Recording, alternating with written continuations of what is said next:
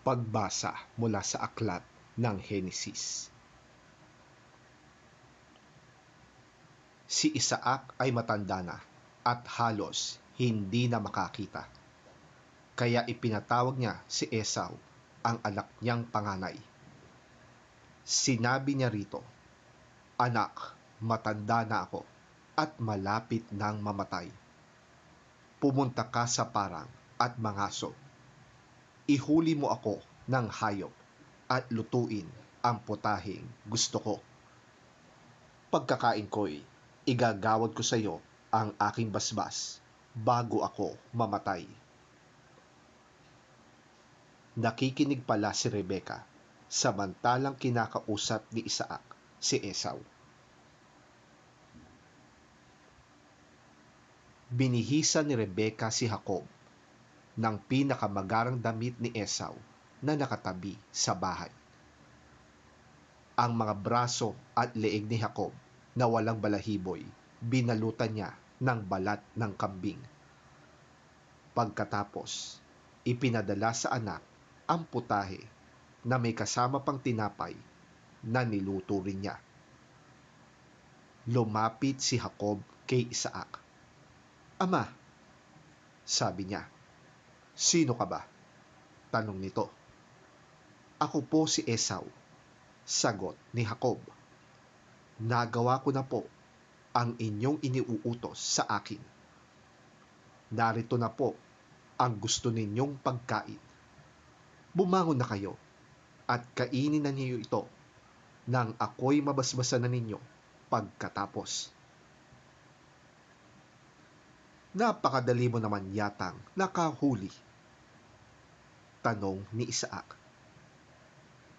"Tinulungan po ako ni Yahweh na inyong Diyos," sagot ni Jacob. Nagtanong muli si Isaac, "Ikaw ba talaga si Esau? Lumapit ka nga rito nang matiyak ko kung ikaw nga."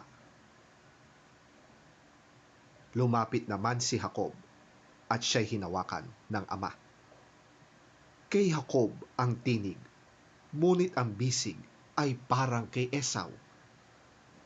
Wika ni Isaac. Hindi niya nakilala si Jacob sapagkat ang mga bisig nito'y mabalahibo ring tulad ng kay Esau. Babasbasan na sana ni Isaac si Jacob, ngunit muli pang nagtanong, "Ikaw nga ba si Esau?"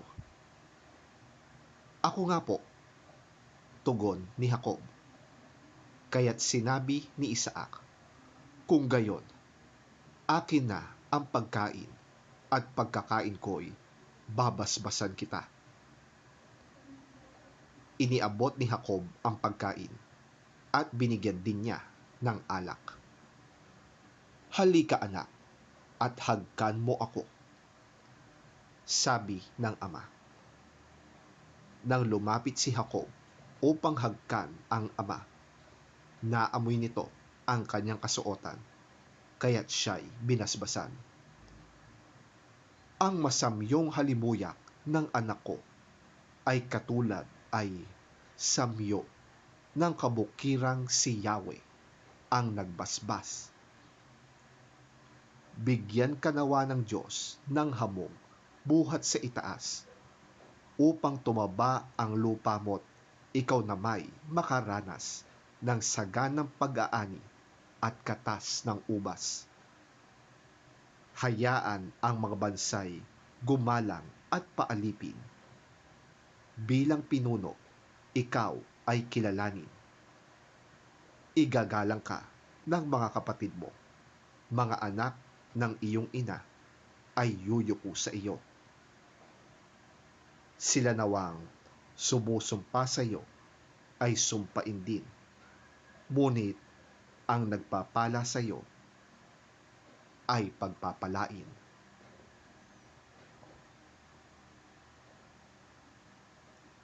Ang salita ng Diyos. Salamat sa Diyos. Ang mabuting balita ng Panginoon ayon kay San Mateo. Papuri sa iyo, Panginoon.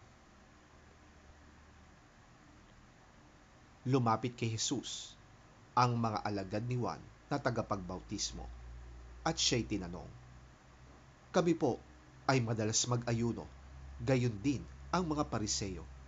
Ngunit bakit hindi po nag-aayuno ang inyong mga alagad?" Sumagot siya, "Dapat bang malungkot ang mga panauhin sa kasalan habang kasama pa nila ang lalaking ikinasal? Kapag wala na ito, saka pa lamang sila mag-aayuno.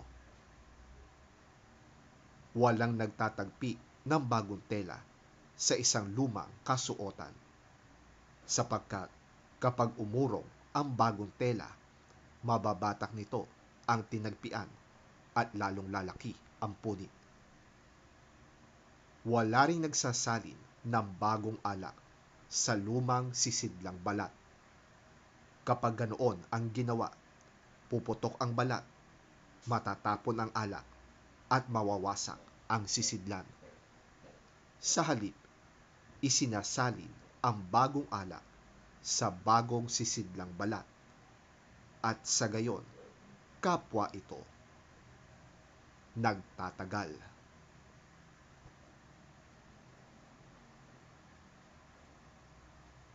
Ang mabuting balita ng ating Panginoon.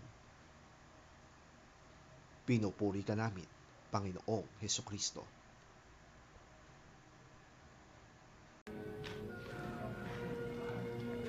Then John's disciples came and asked him, "How is it that we and the Pharisees fast, but your disciples do not fast?"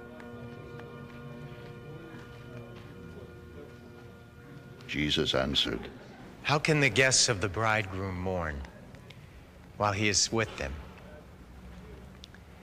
The time will come when the bridegroom will be taken from them. Then they will fast.